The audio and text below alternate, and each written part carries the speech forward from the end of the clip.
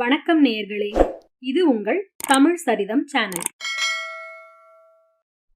ஜெயகாந்தன் அவர்கள் எழுதிய முற்றுகை. 2 மணி நேரமாய் அந்த எவ்வளோ ஒரு மிஸ்ஸுக்காக தனது மாடி அறையில் காத்திருந்தான் வாசு. பொறுமை இழந்து முகம் சிவந்து உட்கார்ந்திருந்தவன் கடைசியில் கோபத்தோடு எழுந்து சென்று கபோர்டை திறந்தான். அதனுள் அழகிய வடிவங்களில் வடிக்கப்பட்ட கண்ணாடி மதுக்கிண்ணங்களும் கால்பாகம் குறைவாயிருந்த ஸ்காட்ச் விஸ்கி பாட்டிலும் இருக்கின்ற கோலத்தை ஏதோ ஒரு கலை பொருளை காண்பது போல் ரசித்து பார்த்தான் அவன். அந்த மது குப்பியும் கிண்ணங்களும் மதுவின் விரோதிகளை கூட குடிக்க தூண்டும் அளவிற்கு மயக்கத்தக்க கலையழகு பெற்றிருந்தன.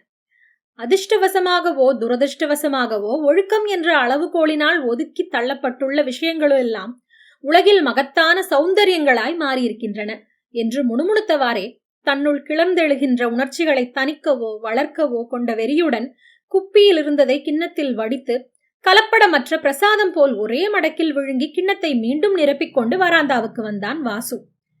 அந்த வராந்தாவும் அவனது ஏர் கண்டிஷன்டு அறையும் முழுக்கவும் மேனாட்டு பாணியில் அலங்கரிக்கப்பட்டிருந்தன. அவனும் கூட சிந்தனையிலும் ரசனையிலும் விதேசி மயமாகத்தான் இருந்தான். நாணல் தட்டையை போன்ற பிளாஸ்டிக்குகளினால் உருவாக்கப்பட்ட தட்டிகள் தொங்கவிடப்பட்டிருக்கும் அந்த வராந்தாவின் ஒரு மூலையில் இருந்த ரேடியோகிராமின் அருகே அவன் வந்தான். மதுக்குப்பியை அதன் மீது ஒரு புறம் வைத்து ஒரு இசைத்தட்டை எடுத்து ரேடியோகிராம் பெட்டியில் வைத்தான். அடுத்த வினாடி நம்பர் 54 மூங்கில் வீடு என்ற ஆங்கில வரிகளை தாளத்தோடு ஒழிக்கின்ற இசைக்கு ஏற்ப விரலை சொடுக்கிக் கொண்டு அந்த வராந்தாவின் மேலும் கீழும் உலவிக் கொண்டிருந்தான் வாசு. அங்கே நடுவில் 2 குஷன் சோபாக்களும் இடையே இருந்த டீப்பாயின் மீது சதுரங்க பலகையில் வரிசையாக நிறுத்தி வைக்கப்பட்டிருந்த காய்களை அந்த பாடல் முடியும் வரை அவன் கவனிக்கவே இல்லை. பாட்டு முடிந்ததும் அவன் மீண்டும் ஜன்னல் வழியாக வெளியில் எட்டி பார்த்தான். பிறகு ஹாலில் இருந்த கடிகாரத்தை பார்த்தான். பின்னர் மத்தியானம் 2 மணியிலிருந்து அவனால் நிறுத்தி வைக்கப்பட்டு காத்து கொண்டிருக்கும் அந்த சதுரங்கப்படை வரிசையை பார்த்தான். 3 மணிக்கு வருவதாய் சொல்லியிருந்த அந்த மிஸ் நேற்றிரவு ஒரு விருந்தில் அவனை சந்தித்து அவனை கவர்ந்ததும் அவனால் கவரப்பட்டும் இங்கு வருவதாக வாக்களித்திருந்த அவள் பெயர் கூட அவனுக்கு மறந்து போயிருந்தது. அவனுக்கு பெயர்கள் முக்கியமல்ல, உறவுகள் பொருட்டல்ல. அவன் உணர்ச்சிகளை வழிபடுகிறவன், அழகுகளை ஆராதிப்பவன். வெறும் உருவ அழகிலேயே அவன் மனம் பறிகொடுப்பான். அப்படி பறிகொடுப்பது தவறல்ல என்று வாதிப்பான். பிறரை கவர தனது உருவத்திலும் நடையுடை பாவனையிலும் பேச்சிலும் ரசனையிலும் ஒருவித அழகினை வளர்த்துக் கொள்வதே வாழ்க்கை என்று நம்பியிருந்தான். இந்த 35 வருட வாழ்க்கை அனுபவத்தில் அந்த நம்பிக்கை அவனுக்கு பயனளித்தே வந்திருக்கிறது. அவனோடு பழகுகின்ற மனிதர்களுக்கு எது பிடிக்குமோ அதனை எப்பாடு பட்டேனும் அவன் தேடி வைப்பான். ஆனால் பெரும்பான்மையான சமயங்களில் அவ்விதம் தேட வேண்டிய அவசியம் இல்லாமலேயே அவனிடம் அவை கையிருப்பிலேயே இருந்து விடுவதும் உண்டு. நேற்று அப்படித்தான் அவளிடம் பேசிக் கொண்டிருக்கும் போது அவளுக்கு மிகவும் பிடித்த பொழுதுபோக்கு என்ன என்று கேட்டு அவள் ஒரு செஸ் சாம்பியன் என்றறிய நேர்ந்ததில் அவன் மிகவும் மகிழ்ச்சியுற்றான். ஏனெனில் அவனுக்கும் அதில் பரிச்சயம் உண்டு. எனவே அவளுக்கு அவன் விளையாட்டாய் சவால் விடுத்தான். என்னோடு விளையாடி என்னை நீ ஜெயிப்பாயா என்று அவன் ஆங்காரத்தோடு கேட்ட பொழுது இயன்றவரை முயன்று பார்ப்பேன் என்று அவள் ஆங்கிலத்தில் கூறி அந்த சவாலை ஏற்றுக்கொண்டாள். விளையாட்டில் வெற்றி என்பது எவ்வளவு இயல்பானதோ அவ்வளவு இயல்பானதே தோல்வியும் என்று அவன் தத்துவார்த்தமாய் சொன்ன பதில் அவளுக்கு மிகவும் பிடித்திருந்தது. அவனை பொறுத்தவரை அவன் அழைப்பை அவள் ஏற்றுக்கொண்டதே அவனுக்கு வெற்றியாயிருந்தது. அவனது நாட்டம் அவளது வருகையில் தானே ஒழிய அவள் வந்த பின் நிகழும் விளையாட்டில் யார் வெற்றி பெறுகிறார்கள் யார் தோற்கிறார்கள் என்பதில் அல்ல. ஒரு ஆணும் பெண்ணும் சம்பந்தப்பட்ட விளையாட்டு. அது எத்தகையதா இருந்தாலும் வென்றவர் தோற்றவராவதும் தோற்றவர் வென்றவராதும் இயல்பு என்று அவன் அறிந்திருந்தான். இப்பொழுது அவன் மனப்புழுக்கமெல்லாம் தன் அழைப்பை ஏற்றுக்கொண்டு அவள் வராமல் இருப்பதால் விளைந்த ஏமாற்றத்தினால்தான்.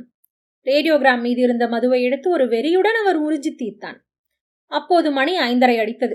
3 மணிக்கு வருவதாயிருந்தவள் 5:30 மணி வரை வராததாலும் அவளிடமிருந்து டெலிபோன் மூலம் கூட ஒரு செய்தியும் தெரியாததாலும் அவள் தன்னிடம் பொய் வாக்கு தந்து ஏமாற்றி விட்டாள் என்று ஆத்திரமுற்ற வாசு ஒரு ஏமாளியை போல் அவளுக்காக இவ்வளவு நேரம் காத்திருந்த அவமானத்தால் திடீரென சினம் மிகுந்து அந்த 2 சோபாக்களின் இடையே இருந்த டீப்பாயை காலால் எற்றினான். வெள்ளையும் கருப்புமாய் சதுரக்காய்கள் லினோலியம் விரிக்கப்பட்ட தரையில் சிதறி உருண்டன. தனது ஆத்திரத்தை தானே சமனம் செய்து கொள்ள வேண்டி அந்த சோஃபாவில் சாய்ந்து கண்களை மூடிக்கொண்டான் வாசு. அமைதியான அந்த வினாடிகளில் அவனது செவிகளில் வீணையின் இனிய நாதம் மெல்லென வந்து ஒலித்தது.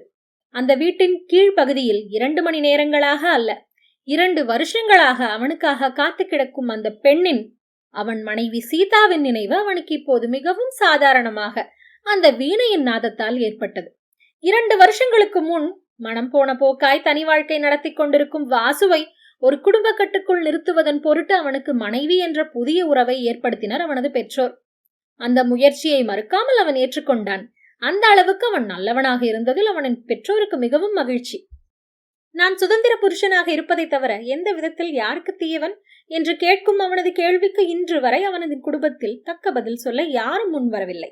சாமர்த்தியமாகவும் சாதுரியமாகவும் பூர்வீக சொத்து எவ்வளவோ இருந்தும் அவற்றை எதிர்பார்க்காமல் சுதந்திரமாக பில்டிங் கான்ட்ராக்ட் தொழில் இவ்வளவு சம்பாதித்திருக்கும் தனது மகனை எண்ணி அவன் தந்தைக்கு எவ்வளவு பெருமிதம் இருந்தும் வாசுவின் கட்டுப்பாடற்ற வாழ்க்கை முறை ஒன்றே அவருக்கு பெரும் குறையாக இருந்தது. மனைவி என்று ஒருத்தி வந்தால் அவன் மாறுவான் என்று நம்பியே சீதா அவனுக்கு வாழ்க்கை துணையாக்கப்பட்டாள். இன்னும் கூட அவன் அவ்விதமே மாற்றமில்லாமல் இருக்கிறான் என்றால் அதற்கு அவளே பொறுப்பு என்று தீர்மானம் செய்து விட்டார்கள் அவர்கள். அவள் என்ன தீர்மானத்தினாலோ தன்னை அவன் பொருட்படுத்தாதது போலவே அவனது நடவடிக்கைகளை தானும் பொருட்படுத்தாமல் தனி வாழ்க்கை நடத்தி வருகிறாள். தனி வாழ்க்கையா? இணைந்து கலந்து 2 ஆத்மாக்கள் இருவேறு உலகங்களில் பிரிந்து கிடந்தாலும் அந்த அனுபவமே தாம்பத்தியம்தான். 2 ஆத்மாக்கள் சங்கமம் இல்லாமல் உடல்கள் என்னதான் ஒட்டி கலந்து உறவாடிய போதிலும் அந்த வாழ்வே ஒரு தனி வாழ்க்கைதான். அவ்விதம் ஒரே வீட்டில் வாழ்ந்தும் கணவன் கூப்பிட்ட மாத்திரத்தில் ஒவ்வொரு வினாடியும் அழைப்பை எதிர்நோக்கி காத்திருந்தவள் போன்று ஓடி வந்து எதிர் நின்றும் அவன் விரும்புவதை விரும்பிய வண்ணம் அளித்து பணிவிடை செய்தும் ஒரு ஹிந்து மனைவியின் பண்புகளோடு வாழ்க்கை நடத்தி வந்தாலும் அவளது வாழ்க்கை தனிமைப்பட்டு கிடப்பது போன்ற ஒரு அமைதியான சோகம் சீதாவின் விழிகளில் நிரந்தரமாக படிந்திருந்தது. எத்தனையோ நாட்களில் இரவில் வெகுநேரம் வரை ஆண்களும் பெண்களுமாய் அந்த வீட்டின் மாடிப்பகுதியில் அவனோடு குழுமி இருந்து கும்மாளம் அடித்துக் கொண்டிருந்த நேரங்களில் சமையற்கார பாட்டி மனம் பொறுக்காமல், இப்படி கூட ஒரு கூத்து உண்டோ என்று வியப்பது போல் பொறுமிய போது வாழ்க்கையின் கோலங்களை விலகி நின்று ரசிக்கும் ஒரு ஞானியைப் போல் புன்முறுவல் காட்டியதல்லாமல் ஒரு வார்த்தை பாட்டியோடு சேர்ந்து பேசியதில்லை சீதா. சீதாவை பற்றி மிகவும் சாதாரணமாக எண்ணிய வாசு சீதா என்ற பெயரில் ஒரு சாதாரண பேதையைத்தான் கண்டான்.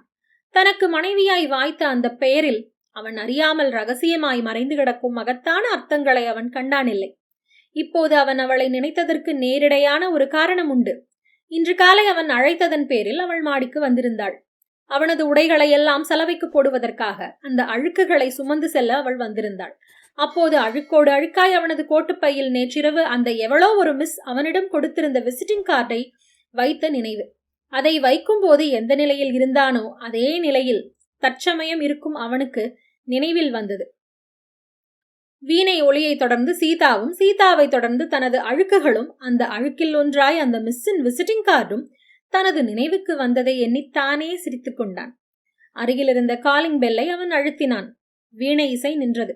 மனைவியை கூட மணியடித்து அழைக்கும் பழக்கத்திற்கு காரணம் அவன் எதை முன்னிட்டும் அந்த வீட்டின் கீழ்ப்பகுதிக்கு பிரவேசிப்பதே இல்லை என்று தீர்மானம் செய்திருந்தான். அதற்கு காரணம் தனக்கு உடன்பாடில்லாவிட்டாலும் பிறர் உணர்ச்சிகளை மதிக்கும் நாகரிகம் அவனிடம் இருந்ததுதான். ஒருமுறை செருப்பு காலோடும் சிகரெட்டு கையோடும் உள்ளே நுழைந்த பொழுது இந்திய நாகரிகமே ஒரு பெண்ணுருவில் வந்து எதிரில் நின்றது போல் அவள் மிகுந்த கோபத்தோடு அவனை தடுத்து நிறுத்தி, இது பூஜை அறை என்று கூறியதுதான். தனது இங்கீதமற்ற செயலுக்கு வருந்தியவன் போல் ஐம் சாரி என்று முணுமுணுத்துக் கொண்டே திரும்பி வந்த பிறகு இந்த 2 வருஷ காலத்தில் அவனை யாரும் அங்கே அழைத்ததும் இல்லை, அவன் போனதும் இல்லை. அப்படி போயிருந்தாலும் துளசி மாடமும் பூஜை அறையும் சாணி மெழுகளும் சாயக்கோலமும் அவனுக்கு பிடித்திருக்காது. அவனுக்கு அவள் தேவையான பொழுது இருந்த இடத்திலிருந்து அவளை அழைக்க இந்த நவீன காலத்தில் வசதிகளாயில்லாமல் போயின. அதோ மாடிப்படிகளில் மெட்டியின் ஓசி ஒலிக்க அவள் வந்து எதிரே நிற்கிறாள். அப்போது அங்கு வீசிய வாடையிலிருந்து அவனது நிலையை அவள் ஊகித்துக் கொண்டாள். முகத்தில் ஒரு சுளிப்பு இருக்க வேண்டுமே. புன்னகையோடு எதிரே நிற்கும் மனைவியை சிவந்த விழி திறந்து பார்த்து புன்னகை புரிந்தான் வாசு. சலவைக்கு துணி போடுறச்ச பாக்கெட் எல்லாம் பார்க்கணும்னு சொல்லியிருக்கேனா இல்லையா? ஆமாம் சொல்லியிருக்கேள். இன்னைக்கு பாத்தியா? பார்த்தேன். இதுதான் இருந்தது. கேட்கும்போது தருவோம்னு பத்திரமா எடுத்து வச்சேன் என்று அவனிடம் அவள் நீட்டிய அந்த விசிட்டிங் கார்டை ஒரு முறை பார்த்துவிட்டு அவளை நோக்கி தலை நிமிர்ந்து தேங்க்ஸ் என்று அவன் நன்றி தெரிவித்ததும் ஒரு புன்முறுவலால் அவனுக்கு பதிலளித்து விட்டு அவள் திரும்பினாள். சீதா என்ன நினைத்தோ அவளை அழைத்தான். அவள் நின்று திரும்பி அவனை பார்த்தாள். இங்கே வா என்று அவன் அவளை அருகே அழைத்தான். அவள் அருகே வந்ததும் நீதான் உங்க ஊர்ல 10வது வரைக்கும் படிச்சிருக்கிய, எங்கே இதை படி என்று அவளிடம் அந்த விசிட்டிங் கார்டை கொடுத்தான். மிஸ் சுகுணா, இங்கிலீஷ் லெக்சரர் என்று பெண்கள் கல்லூரி ஒன்றின் பெயரையும் சேர்த்து படித்த பின் அதிலிருந்து அவள் வீட்டு டெலிபோன் எண்ணையும் வாசித்து காட்டினாள் சீதா. அதை படித்த பின்னர் அவள் முகத்தில் ஏதேனும் சலனம் இருக்கிறதா என்று கூர்ந்து பார்த்தான் வாசு. வழக்கம் போன்ற புன்னகையோடு, எந்த விதத்திலும் பாதிக்கப்படாத உணர்ச்சிகளோடு அவள் நின்றிருப்பதை பார்த்த வாசுவிற்கு இவளால் எப்படி இவ்விதம் இருக்க முடிகிறது என்ற எண்ணம் முதலாக எழுந்தது. அவள் கண்களுக்குள் கூர்ந்து பார்த்தான். அதிலே ஆழ்ந்து துயிலும் சோகம் அவனுக்கு தெரிந்ததோ இல்லையோ, இவளிடம் தனக்கு ஒரு ஆழ்ந்த லைப்பு இல்லாமல் போனதன் காரணத்தை அவன் எண்ணி பார்த்தான். அதைத் தொடர்ந்து தன்னிடம் இவளுக்கு ஏதேனும் லைப்பு இருக்கிறதா என்று சிந்தித்து பார்த்தான். லைப்பு இருந்தாலும் இல்லாவிட்டாலும் சட்டப்பூர்வமாய் இவள் என் மனைவி என்ற 3ஆம் பட்சமான ஆனால் மிகவும் முரட்டுத்தனமான ஒரு பிடிப்பை பற்றி ஆராய்ந்து பார்த்தான். வெகுநேரமாய் ஒரு துணையை நாடி காத்திருந்து வெறுப்பு தட்டி அவனுக்கு ஏதோ ஒரு துணை தேவைப்பட்டது. எனவே அவளை அங்கே உட்காரச் சொல்லி பணித்தான். அவன் எதிரே இருந்த மற்றொரு சோபாவில் அமர்ந்தாள். கீழே இறைந்து கிடந்த சதுரங்க காய்களில் ஒன்று அவள் பாதத்தில் தட்டுப்பட்டது. அதை அவள் கையில் எடுத்து குனிந்த தலையோடு பார்த்து கொண்டிருந்தாள். அது என்ன சொல்லு பாப்போம் என்று ஒரு குழந்தையை கேட்பது போல் அவன் கேட்டான். அவள் தனது பெரிய விழிகளை சற்றே உயர்த்தி அவனை பார்த்து பதில் சொன்னாள்.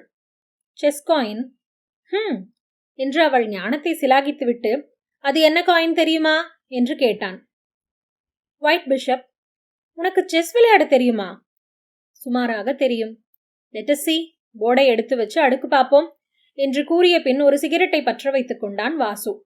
அவள் குனிந்து தரையில் கிடந்த அந்த சதுரங்க காய்களை பொறுக்கிக் கொண்டிருக்கையில் அவளையே அவன் பார்த்து கொண்டிருந்தான்.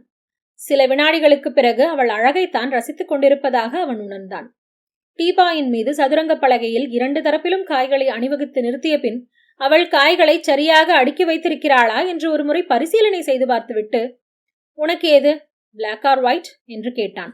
பிளாக் என்று சொல்லி அவன் தனது காயை நகர்த்துவதற்காக அவள் காத்திருந்தாள். அவன் ஒரு முறை காய் நகர்த்திய பின் பதிலுக்கு அவள் நகர்த்தினாள். இவ்விதம் மாறி மாறி 4 மூவ்கள் ஆயின. அவன் அவளிடம் கேட்டான், நீ ஏதாவது தியரி படிச்சிருக்கியா? இல்ல, எப்போவோ விளையாடின பழக்கம்தான். அப்போது டெலிபோன் மணி அடித்தது. 2-3 முறை அந்த ஓசையை பொருட்படுத்தாமல் ஆட்டத்தில் முனைந்திருந்தான் வாசு. அது யாருன்னு கேளு என்று அவளிடம் சொல்லி அனுப்பினான். சீதா எழுந்து சென்று டெலிபோன் ரிசீவரை கையில் எடுத்தாள். Hello. Yes yes, mister Vasu's house.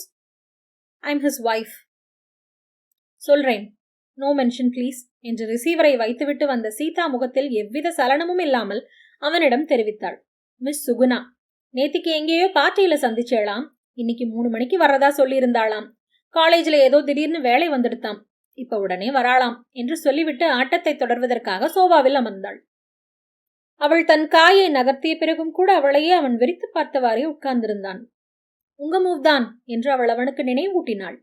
அதை காதில் ஏற்றுக்கொள்ளாமலேயே அவன் அவளை கேட்டான். நீ என்னை பத்தி என்ன நினைக்கிற? என்ன நினைக்கணும்? நீங்க என்ன கல்யாணம் பண்ணியிருக்கிறவர், அதாவது என்னோட புருஷன்னு நினைக்கிறேன். அவன் நெற்றியை சொரிந்து கொண்டு தலை குனிந்தான்.